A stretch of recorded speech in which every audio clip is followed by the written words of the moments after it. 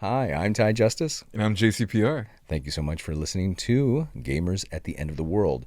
Now, today I wanted to start our first episode talking about kind of a gaming hot topic at the moment, and there's a lot of debate on whatever side of the aisle, you're on, either for or against Nintendo, and specifically the Switch 2. So, if you could please, let's have your thoughts about the Switch 2.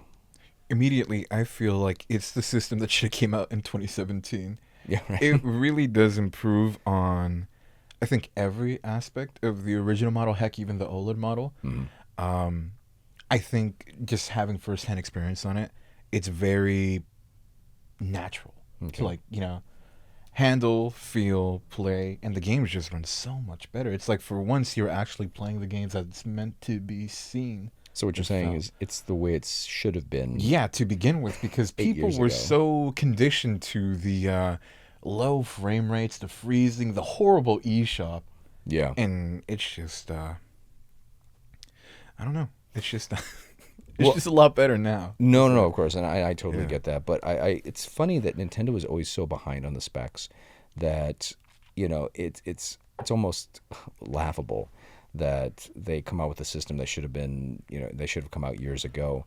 And that they always just seem behind, but they seem to kind of tout how wonderful they are and how great of a company they are and how great their devices are when they're always so far behind. But I think just like with cameras, in general, they're usually crippled, like their HDMI out. There's a part of it that's crippled so they don't, get too far ahead of the game, and people can just, over time, continue to buy their products over and over again with each successive stage of release that they come out with each wave. And that's what used to bother me about DSLRs and why I implemented Magic Lantern in a lot of my cameras, my 5D Mark III and Mark II, because that would unlock, and that was free open software that people would that people kind of hacked it. People just put out for the love of the game and unlocked features in cameras that weren't available then. So that was really cool. Like a lot of raw footage, you could shoot a lot of raw footage and just have a lot of more color fidelity, color depth, which was, it didn't always equal resolution. It wasn't always about line resolution. It was about color depth, and it was beautiful. The results you could get by like hacking and modding these cameras. And in general, I don't like to. Well, I mean, we talk a lot because we talk a lot about this, about different systems, but Nintendo rightfully gets a lot of anti-consumer hate, and I think that's where a lot of their detractors kind of step in when it comes to that. And not like other companies don't do it, but Nintendo is extremely litigious when it comes to a lot of their anti-consumerism and right to repair and being able to repair your own stuff. And I think that's what eggs on the hackers and people that just want to hack it so completely and fully and quickly. I do feel like they do, like you were saying about the DSLR cameras, they do purposely cripple their systems just so they can release a better version later down the line. Right. And that's how I feel about the Switch 1. At the time, it's like, whoa, it's this great new thing. It's a 2-in-1 handheld home console. But now it's just, here it is, but like the way it should have been. Yeah. And I just think that really sucks because they know the appeal their games have. They know the fan base they have. They know what these games mean to people. But they just treat it so just disrespectfully in a sense. Yeah, Right. it's just Yeah. it's not cool, man. No, and I think we've talked about this before because you and I met at this is the hat I'm rocking right now. It's for those who are just listening. It's a Retro Hex Collects hat, and it's a not sponsored, but a lot of respect for them. We met there because I was going in there. I just stepped in because I was looking for games as one of the phases in my life where I'm like, well, I want to get back into gaming, and I just Googled the retro game store near me or games near me. And of course, I scroll past GameStop, those vultures, and then just saw Retro Hex. And I go, what the heck is this? It's across the street from my house? What? So then I wandered across the street, wandered in, and found this great retro game shop that has new games, old games, everything from the beginning of time on. And this was before I had my Steam Deck. So I was just kind of like trying to get back into the world of gaming, and I got a Switch. But the funny thing is, looking at the old consoles, I've learned a lot because the guys that work there, if I can say that, you are there, Yeah. and that's where I met you, and we started talking about games and systems, and the knowledge you all had. It just kind of blew me away, especially when it came to the Switch and its previous systems, like the Wii U. We all remember like the Wii U and how big of a failure it was. Oh man. And but what I learned too is that companies will put out a trash system in order to get money for their next system, knowing that system's going to fail, but knowing that their fan base is going to buy it anyway, which I think was the case with the Wii U. Like Yeah. they knew it was going to tank. They knew ahead of time it was going to tank, but they're like, well, we're just going to use this money to fund the Switch. So I mean, I don't want to get all conspiratorial, but It makes a lot of sense. right, because that's Yeah. true, right? Isn't that what It's happened? true. I felt like the Wii U was just a way for Nintendo to test the water and see how an audience would react to a handheld and a home console in one. Right. And when that failed, they're like, okay, we just make it again. Because it wasn't really a truly handheld console, really, because you had to be in the same vicinity like the PS Portal, right? Like the PlayStation Portal. Which is Yeah, which did not do well at all. And it was one of those situations where, you had to have the screen with the controller, the control screen, in the house with the system. But, it was Blu-ray compatible. It didn't play the movies, though, right?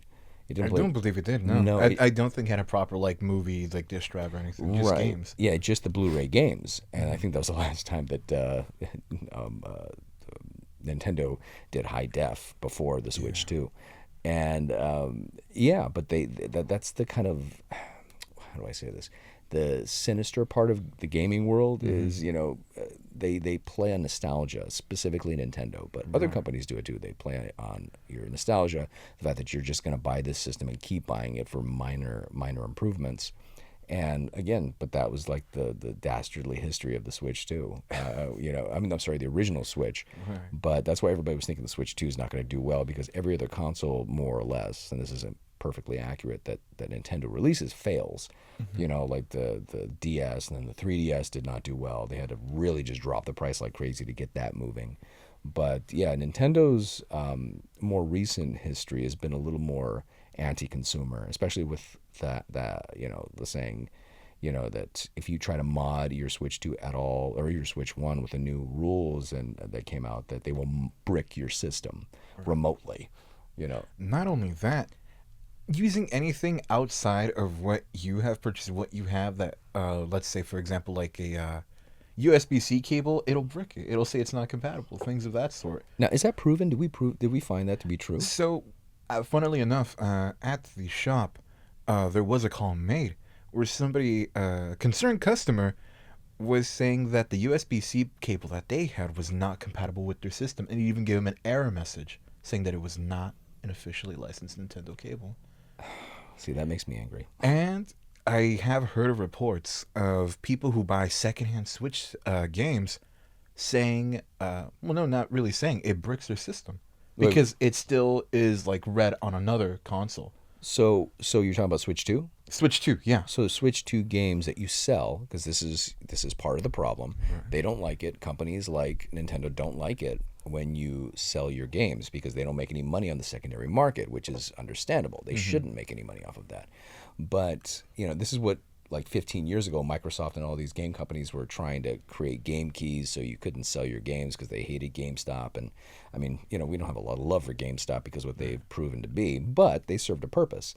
But, Nintendo now, so people are trying to sell their games and the games don't work. And They, what happens is, more specifically, when there is a console with that game still in its library installed, and you try to pop it into another one, it's completely inaccessible. It almost locks it because it detects it as a, how do you say? It detects it as like messing with the software in a sense, because like, how do you have two systems with the same game, with the same key, But if you delete the key off of one, then will it work? It will work perfectly fine. Gotcha, but you have to make sure, so it tracks, like, say, that Yeah. bothers me. It keeps track of the games they sell.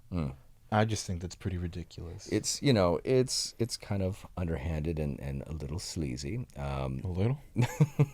But this is the problem I've had for a long time, and that's why I think part of the reason, not only not having the cash back in the day, but why I didn't like to get into a lot of systems just morally was because, or at least I shouldn't even say that, but it just bothered me that companies were getting so involved with what you did with your own product once you owned it.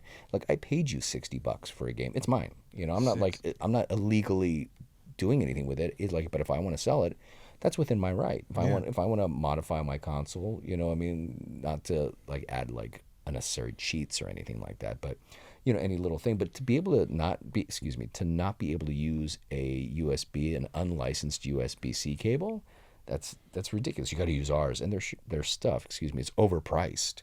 Ridiculously overpriced. Yeah, because you guys deal with third parties all the time. Like third parties have made their way into the industry because they save you money most of the time. No, seriously. A lot of big gaming companies and companies in general always deal with third-party accessories, cables, Yeah. Controllers is another big one. Yeah. Nintendo completely banned the use of third-party controllers on their systems, which is strange because with Switch 1, no problem there.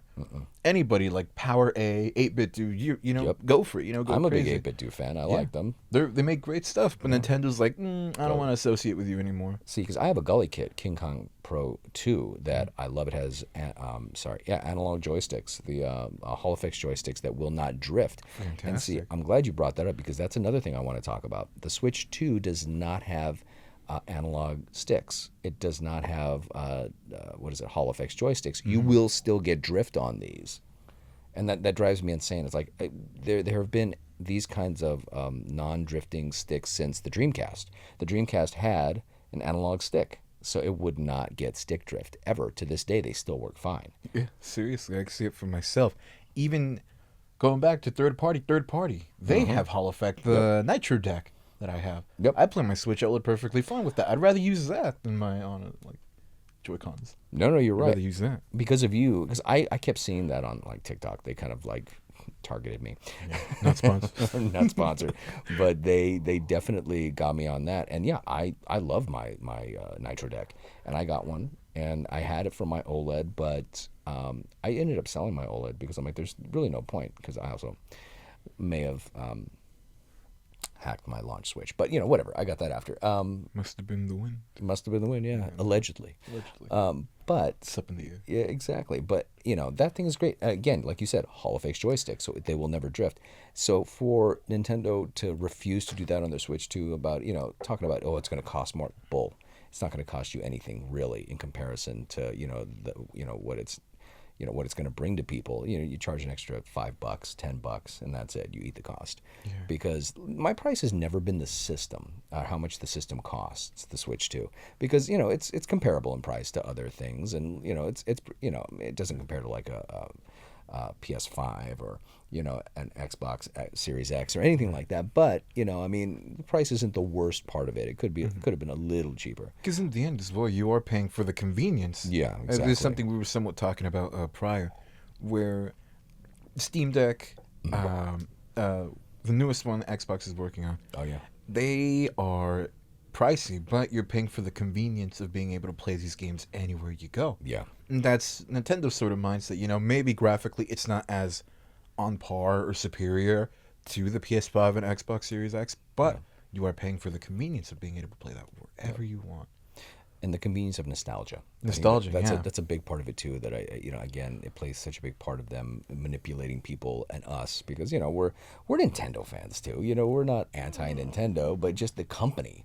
Like the games, and the game library is great, but at the same time, I think they lean too heavily on that to take advantage of people, because and we're gonna get on to Steam Deck talk and Rogue, the Rogue Ally and all that stuff, because I love all that. That's a whole new world that's opened up gaming, and in comparison to the anti-consumerism of Nintendo, Valve and the Steam Deck, are just kind of a godsend. It's funny because I got back into Switch or Nintendo with the Switch and Switch OLED at the same time I picked up my Steam Deck. I was working a lot in hotels then, but and with the Steam Deck, I knew what I was going to do. I popped it open almost instantaneously. instantaneously swapped out the SSD because I got the base model with the 64 gig Right. memory, and then I popped in a 2 terabyte, and then reflashed the drive, did all that, put another terabyte micro SD card in there, and it's a 3 terabyte machine. And with Nintendo, you can't do any of that. Like, you're stuck with what you're stuck Right. with. Like, Yeah. you can't even open that thing up anymore. I mean, you probably You can, but can, but then they it's make everything so sh- not destructible, but I mean, you've seen it. Yeah. You know, they purposely use screws that are like a one-time use and stuff like that. I've seen it. I've opened up multiple systems and it's like that. Yeah, because you guys do repairs too. So that's the great thing about that. You've seen all the mechanisms, all the internals of every system, because you guys have repaired everything there. And yeah, one-time use screws. I mean, and that's like for the original Switch, isn't I it? think original and OLED. Yeah. They've been doing that, and it's crazy because they make it so hard to take it apart on purpose. You know, it's like layers to it. It's always like how do you say it's never the same. It's a very asymmetrical design, even in the interior, Hmm. on purpose, just so people don't like. So people, in a sense, are discouraged to like fix it. You know, open them up themselves and do what they have to. Yeah, which is annoying for sure. Joy Cons, especially, Jesus Christ. Oh, really? Those Opening things this are up? a nightmare. Oh God, It's horrible. It's one of the most complicated things I've seen. really? To open up a Joy-Con? At least compared to like other systems, it is just crazy. I think I would say it's on par to like a Game Gear sort of thing. Really? Game Gears are just. Well, that's another thing. That No. console doesn't exist anymore. But, Well, no, but like in the retro world, yeah, like that. There's so many capacitors you have to replace on those things too. People don't understand that you can't just like pick a Game Gear up 30 years later and be like, oh, yeah, let's Yeah, just it play works, it. yeah. It might work for a second, but the capacitors usually, if not always, need to be replaced, and Yeah. that's like a soldering Yeah. job. That's difficult. But no, with Nintendo and their anti-consumerism, it's a problem when you have a lot of other consoles out there, and the argument is always the same, because I see these on angry either Reddit forums or just online, where people say like, well, it's not the same thing, and blah blah blah, and people just keep glazing for Nintendo and their policies. Yeah. But when you see all these other systems out there that are just made so you can just open them up and do what you want with them, within reason, repairing specifically. Like my Steam Deck, you can swap out, and I'm still going to do this. You can swap out the joysticks for Hall Effects joysticks. They make them for that. I think 8BitDo, or there are companies that do that, and Valve is fine with it. They're not against that at all. You can do it, and it's not that hard. They don't make it terribly difficult. And they're a great company for that. And, people that love Valve love it for a reason. It's not nostalgia necessarily, because Valve is more or less a new company. I love them back in the day when they were doing Left 4 Dead, when they were just producing games. Right. It's one of the best game series of all time. But unfortunately, Valve can't count Beyond 2, because I don't know if they've ever made a third in any franchise. I mean, there's Back for Blood, which is like the what is it? Unofficial The kind of unofficial, sequel. sequel. Yeah, not the same. It's not, man. But it's still good. But yeah, like with this, I love my Steam Deck, and with those things becoming more popular, the Steam Deck OLED, the 1 terabyte, and all that, I think it's just a matter of time before those overtake the market. And the Steam Deck is, especially during the summer sales, they're cheaper than a lot of the other consoles out there. Yeah. And you can do so much more with it. You can mod, you can emulate, which I love to do. So you emulate a lot of old systems. You can emulate Switch. You can emulate all this stuff. They make it a little more difficult because I think Yuzu was the big Switch emulator, and then they did something kind of off, and then Nintendo sued them. And though it's kind of there in your emulation package when you download EmuDeck, which is something you want to do if you have a Steam Deck, it's you can still find the files. I mean, you can still do it. You can emulate all that stuff, from the original Atari to older computer games, from the 80s, the Apple 1, Apple 2, or whatever it is. Like, you can emulate so much stuff, all the way, I think, up to PS3, and there's a PS4 emulator now. And I mean, that's only like with one game or two games, but it's starting.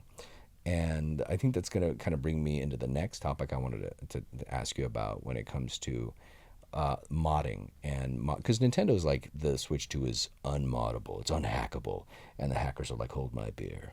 And like, now a lot of the time frames are speeding up, So like they're mapping the boards now. I've seen online, and there's a lot of things that I didn't know before I researched it a little bit. But with the hacking or the modding community, they'll have like these processes going on, but they don't reveal them to the public yet because then Nintendo will shut them down.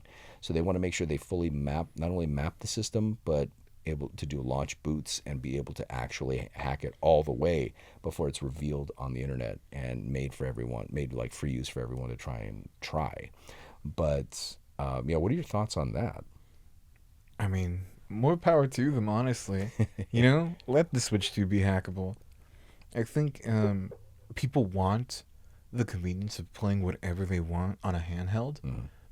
but I just, I don't know. I think it's strange how center focused Mm. they are on like wanting to mod it, and that's not me being against modding a system. Right, right, right. Adding emulators to it. Mm. It's just like Steam Deck is available. Yeah, yeah, You can totally do that, and it's perfectly cool. yeah. I think really they try to mod it as like accepting a sort of challenge and trying to say something to them Yeah. rather than making it like a convenience for themselves. Right. Some people say anarchists. I say iconoclast. Yeah, So seriously, I mean, it's yeah. it's different, And here's the thing too, I love like the modding community. They do great work, and it's kind of amazing what they do. But at the same time, I understand that companies have to make a profit. That's great, and that I'm totally for that. But at the same time, it's the way they do it that kind of bugs me, and how just they don't give you enough bang for your buck. And I think like most of us, and this is the problem too. I think we've talked about this before. I think that people that were on the fence that could mod, because modding and hacking is so much easier now. It's so accessible to so many Anybody can people. do it. Anybody can do it. There's tutorials everywhere. And like people that were on the fence, they're like, I don't know. And then Nintendo goes and pisses them off. They're like, well, I'm going to start modding. I'm going Yeah. to start hacking my stuff.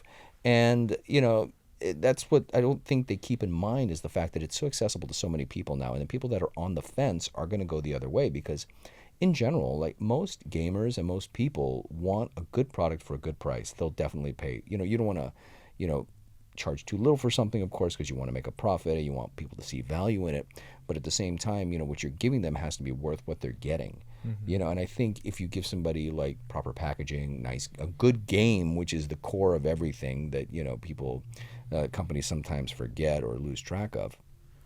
I think for a good game, decent packaging, a little booklet. Let's because it's like People like reading. Yeah, Yeah. it's a quality thing. It feels like you're getting something more in the artwork, and you put a little work into it. People, of course, they'll pay a reasonable price for that. But if you start charging people outlandish prices for like Mario Kart, $80. People are like, well, $80. Yeah, after taxes, after that, if you want to get the physical cartridge, $90. I mean, you're going to pay like upwards of $100 after taxes and everything. People keep trying to stick to this, like, well, it's only $70 digitally. But if you want the actual, physical copy, that's different because you can't sell digital copies. You can't. So That's forever tied with you. exactly. So, if you want a physical copy in case you get tired of it, want to sell it or anything like that to be able to buy other games, of course you should be able to. But, people forget that if you want to do that, you're going to pay a premium for it. And, again, Switch 2 didn't launch with a lot of titles. You have older titles that you can actually, which this aggravated me as well when they said like, well, you can get Tears of the Kingdom, and you just pay $10 more. It's like, dude, I already have Tears of the Kingdom. Why would I want to give you any more money for that game? Right. And my way, like, well, how are they going to make up the cost if the games are expensive to make? Well, my thing, and we've talked about this as well. We talked about a lot of stuff beforehand, but is like, I'm like, well, look, build an open world DLC every like 3 months. Come out with a new DLC that's like $15, but like a new section of the world, new characters, whatever it is. That that's reasonable within. Make it worthwhile. Yeah. If you go completely, for it, like highest price point, but then give them everything, it's gonna go by quick. Yeah. People are gonna try to access all features of it. Once they're done, they're like, okay, Yeah. that's it. If they have something to wait for and to look forward to, that'll keep the lifespan of your games going as well. Like, oh, well, in 3 months, you're going to have new characters, new vehicles, whatever it is for whatever game. You're going to have new adventures. You're going to have a new part of the map's going to open up and all that. As long as you give them enough to keep them occupied in the meantime, it's great. But, continue adding to that game. And, like, your games can last for years, depending. Seriously. You know? I feel like this is off topic, like this is not a game thing, but I feel like that's also a problem with like streaming services, you know? With Yeah. TV and all that. They release everything either in the same day or they just make it just they span it out too far. Right. You know? Yeah. Way too far. Like 3 years specifically between seasons. yeah, it's just like I don't know. They're Specifically busy. what? It's Stranger Things. Oh yeah. I mean, Yeah. you know that they're separating the last season into what, like 3 parts, and it's like 2 hours per episode. Yeah. It's like at that point, it's movies. Yeah. You know, Right. even like traditional like anime animation, all that stuff. It's taking like years just to come up with new projects. I just think it's like people are gonna lose interest, man. Yeah. They spread themselves too thin, definitely. Way too thin. Yeah, and I don't. Yeah, I feel like that's what Nintendo's afraid of as well. maybe. You know? Yeah, maybe spreading themselves too thin. But I mean, as long as you have like a good game plan and a good projected, structure going forward, you can maintain that as long as you give people quality for their money. Mm-hmm. And companies now are about squeezing every last bit of change from someone and Or giving out them of one game. out of as one well. game. Yeah, I mean, Mario Kart World, I get it. That's fun. People like it. People love it, but not everybody's for it. And you should have had a certain amount of launch titles before you went crazy. Well, that's the thing about like these companies too. Nintendo with the original Nintendo Switch, I was reading they knew that the NVIDIA chip that they used or the chip that they used had a security flaw. That's why all original switches, launch switches, are hackable.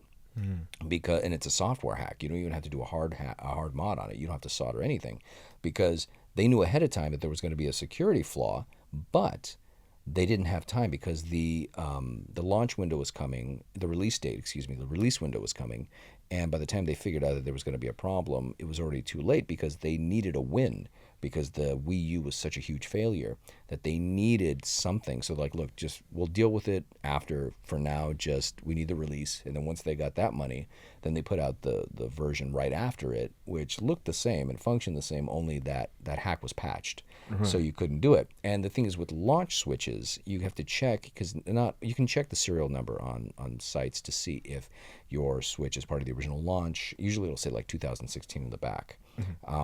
But you can check your codes like on the bottom of your Switch and see if it's patched or not. But the problem is, if you ever sent your Switch into Nintendo to get repaired for any reason, even if it was a Joy-Con thing, if you sent the whole thing, they would automatically patch your system without telling you, because they hoped, of course, that nobody knew in general. But so your system might be a launch system for Switch. If you wanted to hack it, we're not recommending doing anything illegal, but if it's your your property, you do whatever you want. But just understand the applicable laws in your state, country, whatever it may be. Yeah. But even though you may have a launch switch that could be hacked easily, if it was sent in at all, it may have been patched. So you have to kind of wonder about that too, and you won't know that until you try to hack it or do something to it. Right. I mean, that's people are always gonna try it no matter what, what system it is. People are always gonna get curious. Yeah. And they're gonna get handsy on it. Handsy with their Switch. Handsy with their Switch. So let's switch over a little bit. We were talking a bit about like switch over, right? Oh, I didn't even plan that. Wow. But let's talk a little bit about the new age of gaming, which is handhelds, like Linux-based handhelds, like the Steam Deck or Windows-based. All these companies that are really getting into the gaming. The handheld world. Rogally X, which is going to be the Xbox collaboration. Yeah, the Xbox collaboration is coming out later this year in 2025. It's nuts because I love Xbox. I love Xbox games. me too. You're a big Xbox guy. PlayStation's great too, but Xbox just had some great titles, especially during the 360 era. They had amazing bangers. There were terrific titles in that library, and to have that in a handheld, it's just going to be unbelievable. Now, the price point for some people is what's kind of eye-watering, because you're going to be paying like $1,000 for it, Right. But what are your thoughts on those handhelds coming in and their place in the gaming market? I think specifically with the Xbox merger there, I think it's just going to open up new gaming opportunities for people who didn't have that prior. Yeah. I think it's going to bring a lot of attention back to older games because, Game Pass is going to be there. Yep. You can take that anywhere you go. That's right. And I just think it's gonna be great, and especially how it's Valve. Yeah, I'm pretty sure it's gonna I bring know. to life like other games, like the Half-Life series, Portal, That's right. Left 4 Dead. Yeah, oh Uh-huh. my God, Yeah, yeah. I think that's gonna be fantastic, and I hope this kind of opens up more opportunities for companies to kind of take notice of what's getting attention again. Yeah. Banking on that nostalgia, and then it's Right. like, In okay, a let's good do way, it. though. In a good way, Yeah. giving people what they've wanted for years, Yeah. but what other companies are not afraid to do, but just Reluctant. haven't. Yeah, reluctant. They're a little hesitant. Like, Yeah, no, I think that's true. And in gaming, there's two major factions. There's PC gamers and there are console gamers. So both fair. both fair. Both They fair, both like console. That meme of like the vampires looking down because they think they're better. And, like those are always like what is it? A computer game, PC gamers just looking down at the console gamers like, huh, you peons. Because when you have a good PC. And I edit on a gaming PC because the specs are good. I don't game on it, unfortunately. I could, but it's got great specs. But yeah, no, the specs are different. It's a different thing. But I think with these handhelds, specifically with the Steam Deck that came out in, I think, 2020, which was during the pandemic, it's going to kind of merge those worlds and blur the lines and bring these people together in ways that they never thought before. And it's just, what do you think about it like dominating? I mean, because like the price point is kind of a sticking point for a lot of people. But when it comes to what they can do, because they're getting more powerful, they are. They really really are. I mean, that's why they're the $1,000 price. That's Yeah. what people are paying for. They're paying for it to be accessible. They're paying for it to be looking as best as it can be while still being a handheld system. Yeah. That's I think is great. I Yeah. think it's cool to have it all just on one handheld system. Yeah. It gives people access to games they never had to prior, and it can just build new interest. And it's funny you mentioned the whole worlds colliding in gaming, because I feel like that's happening now with home consoles. With PlayStation giving like Helldivers, for example, to Xbox, and then Xbox giving them Gears of War. Yeah. Then eventually dude. they're gonna Oh my give God. Halo. Halo is the lesser known sequel to Halo. It's quite good. I recommend it. Halo. No, but I think we're finally in an era where people can just recognize that they enjoy one thing over the other without being so harsh and critical about it. Yeah. It's kind of creating a unification amongst gamers, and I think that's a really cool thing, man. Yeah. Because I've seen it firsthand. I've experienced it where people are like, "Oh, you like this game? Oh, you must like penis or something."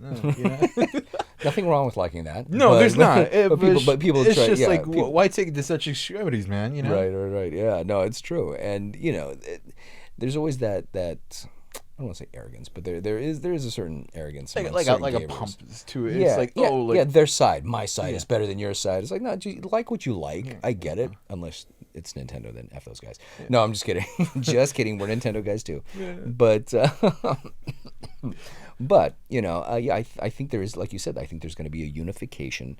I think it's going to bring gamers together, and of course, the more that these things sell, the Rogue, Ally, X, all that stuff. There's the MSI Claw. Let's not leave out Steam Deck. There's what is it? The Legion Lenovo Go, which is a very powerful system as well. There's all these handheld systems. I think the Odin is one I was looking at for a while before I got my Steam Deck. Yeah, and there's all these other small companies that are trying to jump on the wagon too. And not only that, especially now with the resurgence of retro gaming, a lot of Yeah. people are going back to those Game Boy, Game Gear games. Yeah. And companies are taking note. You've seen the Analog Pocket. Right. Whoop. Oh. Whoop. Hold on. Oh, hold on. Having some camera trouble here. Ghost. Ghost. So it's a ghost, man. Go ahead, keep talking, man. All right. I just think it's really cool how now, the new nostalgia is those handheld games, DS, Game Boy. I just think it's a good, how do you say? It's a good opportunity for companies to like, let's do this. Let's bring this fandom, these titles, let's bring them back into like the mainstream, let people know, hey, there's still a love for it. Yeah. And I think that's going to also be like taken note of amongst with like like AAA games now being on handheld systems. Right, and where you can play like your classic library of Right. games and the new games as well, which is like I said, the Steam Deck opened up a whole new world for me because it was all about for me. I just wanted to retro game a lot of the stuff you can't find anymore because you guys are in that business, at Retro Hacks. You guys sell all the old consoles, all the old systems. You repair the old systems as well, the new systems as well. You're at both ends of that spectrum. And there's always that the joy that people get when they find their childhood system, and there is something about physically having the system, but if you can't, emulating it with in a new system that can do both AAA games and your classic games, and you can have it just all in one convenient package. It's such a great thing. It's super appealing. Yeah. And I get the appeal. I think a modded system or having a system with a bunch of emulators and having all these games accessible in one place is fantastic.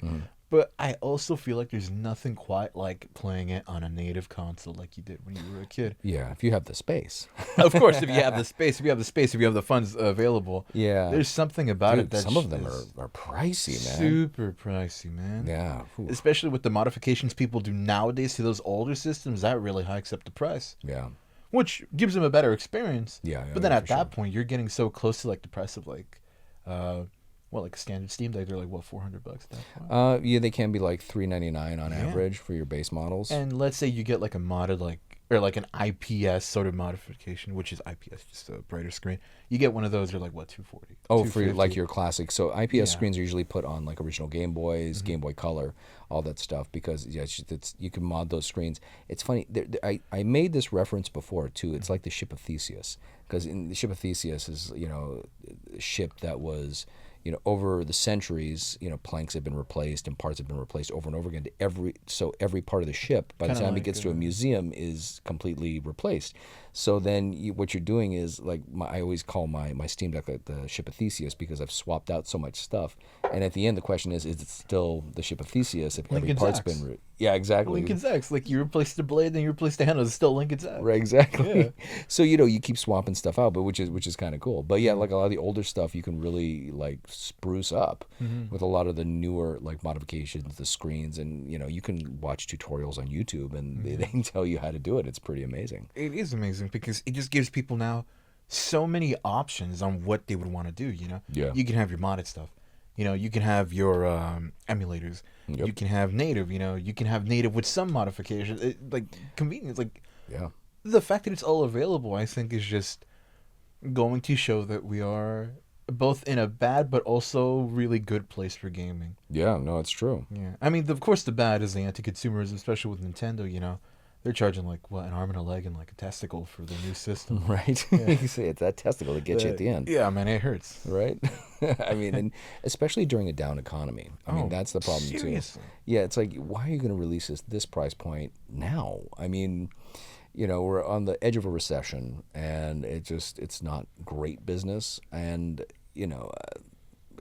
scalpers are going to scalp. So a lot of times, like they're like, well, our numbers for the first quarter were amazing. Like, well, let's see your next quarter and the quarter after, simply because you have to keep that momentum going. And the launch for the Switch 2, I think, and we're talking a lot about Switch 2, but with the Switch 2, I think that a lot of the scalpers bought a lot of them. That's why they sold out in so many ways. Because how many calls did you guys get after scalpers trying to sell you systems? Dude, I think on like the first day we got about 4 or 5 calls. Hey, you guys buying Switch 2? Even now, it's like, you have Switch 2, you're buying Switch 2? No. No. We do not want to overpay for a system and then make people pay more for it. Yeah. That's the worst thing you could do.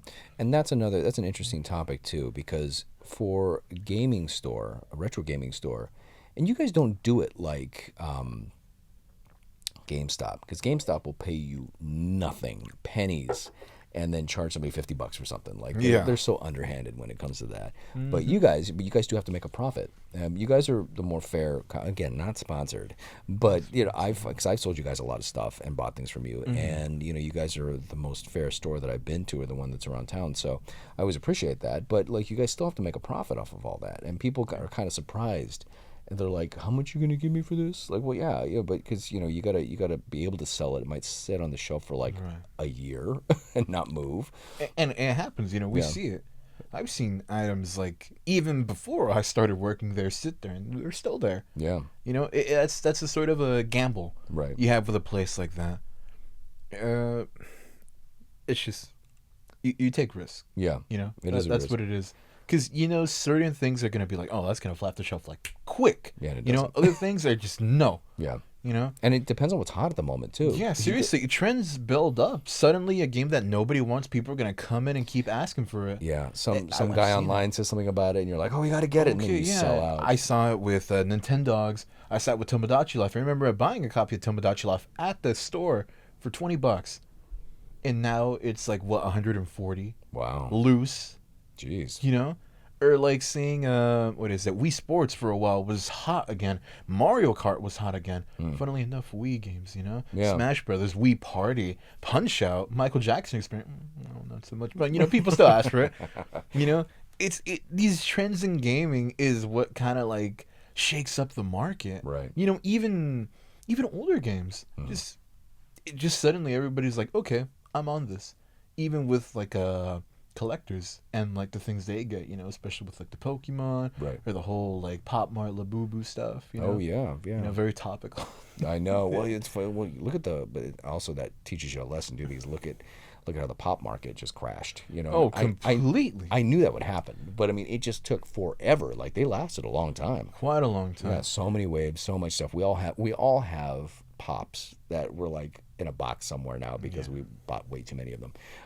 And I thought those things were ugly when I'm like, these are gross. And then I saw one that I liked. I'm like, dang it. Yeah, seeing Duffman up there, man. Right? Yeah, Duff Man is up on the set. For those who are just listening, the couple Simpsons ones. There's definitely some Batman the Animated Series ones, just like one or two. Oh my God, is that Dahmer? What? Oh, what? What's going on here? That's a murder podcast I do. That's different. Oh, okay. Yeah, no, no, I'm kidding.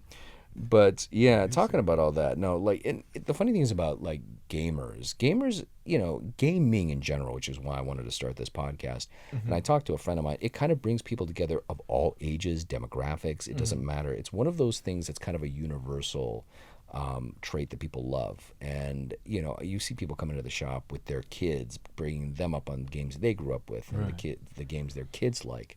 And the amount of times, I'm sorry, I hate to cut you No, off, it's all but right. it's like the amount of times you hear like parents or like uncles come in with like younger like children. They're like, you know, this is real stuff. This is what I used to play. Right. You know, none of that Fortnite or none of that Roblox. You know, like this is real stuff, and it's like Super Mario World. Right.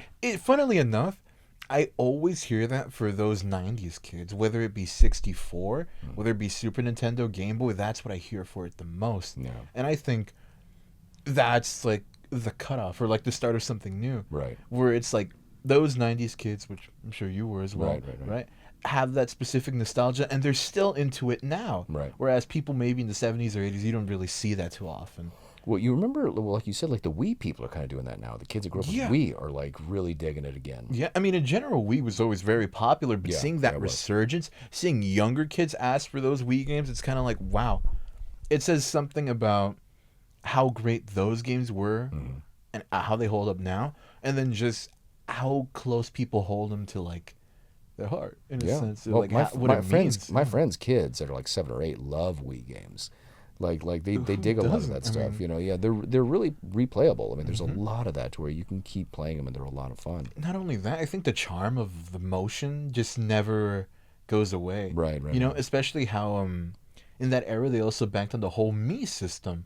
Yeah. I think Mii's that's right. even now are just hot. I mean, heck, I love Mii's Tomodachi Life, you know, Miitopia. Stuff like that is just super, super cool. Yeah. It adds so much character to a system, which is Personalization. strange. Yeah, personalization, which is kind of sad because you don't see that anymore. Like you were bringing up earlier with the Switch 2, like the unboxing sort of thing, or like Right. how there's no manual, you know, there's no real charm to opening it up. It's just kind of like, yeah, there it is. Right. You know, back then it was an Functional. experience, you know? Like, Yeah. it works, but it's like, it's drab. Right. Back then there was an experience before you played a game or you set up a console, you know? Yeah. There was some magic, that little music or a sound, you know? Even setting up, like, the hours in the day, you know? It could be fun. Yeah. Even on the DS, you know? You could Right. give your little home screen a color.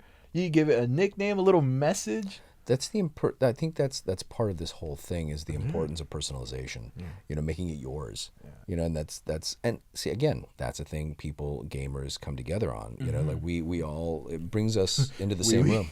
We Oh my God. Oh, We're God. very mature here. Right? We were very mature. Very Again, grown gaming brings all types of people together, as you can see. up. All kinds of people, even weirdos, man. Yeah, well, yeah. Take pride in your freak flag. Yeah, I mean, more so you than me. I'm No, of normal. course. I'm a normal person. yeah, I know. Yeah, with this setup, how can I be normal? How But Seriously. but I was gesturing to the set for those who are just listening. It's you can see it on YouTube.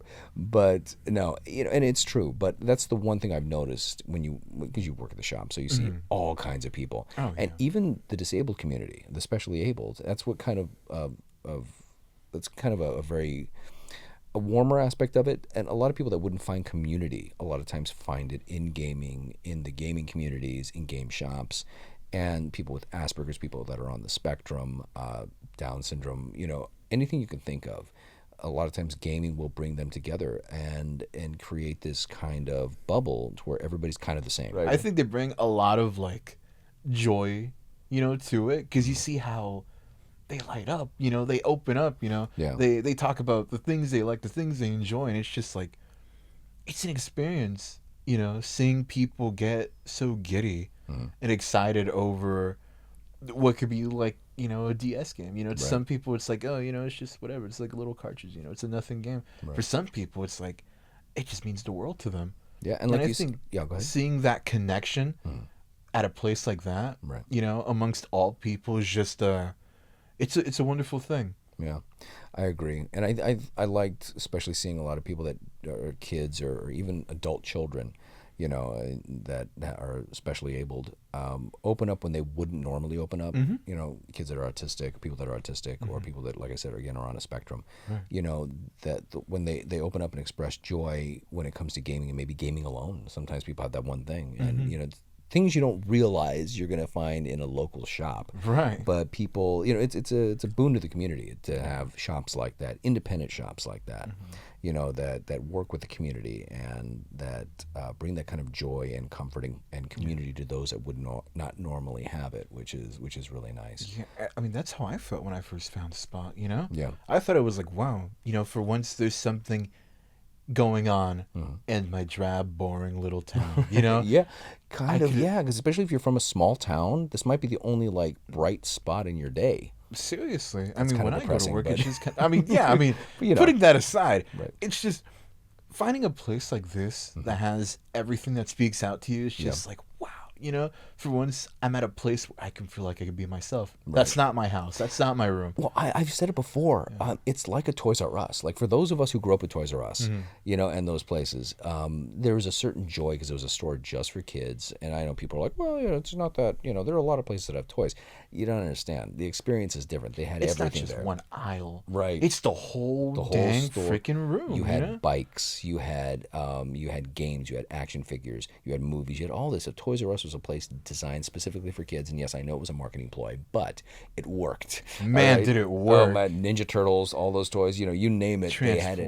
Transformers. Transformers, which we're going to get to in a few seconds. Bias. Oh my god! And it was just there's no other feeling than having like a kid in it. It's like a candy store. I guess with the kids, you had candy stores back in like the 50s and 30s and all that stuff, and it was different. But when you had toy stores, when the toy boom really started, like kids' toys became a big thing in the 50s and the 60s, and the 70s, and then the 80s. My god, The 80s was just an iconic era for toys, but Yeah. even back then I feel like they were quite appealing. I think with 50s and 60s you had the whole like James Bond line. James Bond, you had a lot of like the army stuff. The GI Joe was actually created for the Vietnam War, so that was in the 60s. You had like a lot of space age stuff, like a space age toys. Oh gosh, So ROM. those are ROM. Yeah, you had a Around lot the of crazy space, stuff right. like I mean, that. you had Star Trek toys Star were quite Trek big. toys. Star Wars in the 70s was quite. Star Wars was more huge so in the 80s. Yeah, More so 77, 80, yeah. 77, 80. Yeah. No, it's true.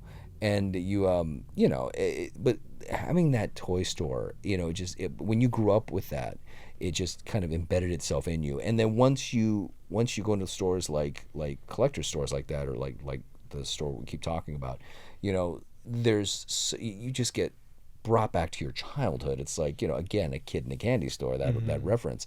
But there's just something about it that you can't kind of compare. And you see it all the time. I see it all the time when I go in there with adults, when they bring their kids or when they come in by themselves and they find something that, it's funny because it'll be like the coolest looking people, right? They're like nothing could phase them, non-pulsed. They're just looking around. And then all of a sudden they find what they're looking for or what they forgot about. And all of a sudden you see that kid jump out and just like they're like, oh my God. Oh my and they God. just lose their stuff. You guys have Nintendos? Yeah, It's like, yeah, we do. Yeah, you got this game, that game. Oh man, then Darkwing Duck. they start bringing out like family stories, Right. cousins. Like, oh, I had this game, but then my cousin took it. Yeah, or- yeah, that happened a lot. Yeah, There's yeah. a lot of those stories. Man. My cousin took it. For those cousins. if there's any cousins out there that kept any games, we hate you. Yeah, you owe your cousins those games back. Especially if they're like Pokemon or my any of those God. pricey ones. Jeez, I know those games are expensive now. Seriously. But no, it's a great it's a great boon to the community, like I said. But it's just there's that Toys R Us effect when you walk into places like that. Well, that's it, and that does it for us today. Thanks so much for listening. I'm Ty Justice, And I'm JCPR. and this is, or at least it has been, Gamers at the End of the World. And hopefully, we'll see you next time. Really do hope so. Fingers crossed. Fingers crossed and toes as well. Bye. Bye bye.